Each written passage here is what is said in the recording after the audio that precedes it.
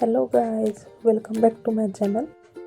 आज आपण बनवणार आहोत तांदळाची खीर. त्यासाठी साहित्य बघूयात. मी इथे छोटी वाटी तांदूळ घेतले आहेत. 2 ते 3 चम्मच असे असतील.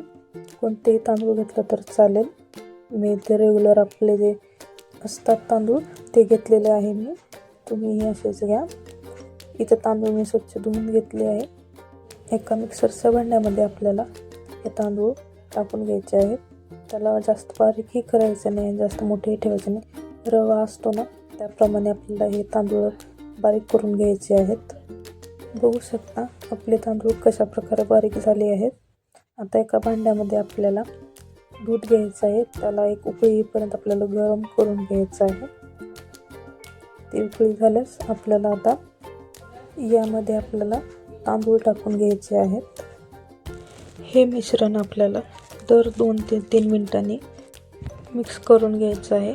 आपण जर मिक्स केलं नाही तर ते खाली तांदूळ चिकटून बसतील. यासाठी आपल्याला दर 2 ते 3 मिनिटांनी हे मिश्रण असेच खालीवर करत राहायचे आहे. यामध्ये आपल्याला आता 1 वाटीचा कमी असं साखर टाकून घ्यायची आहे. तुमच्या आवडीप्रमाणे तुम्ही साखर कमी जास्त करू शकता.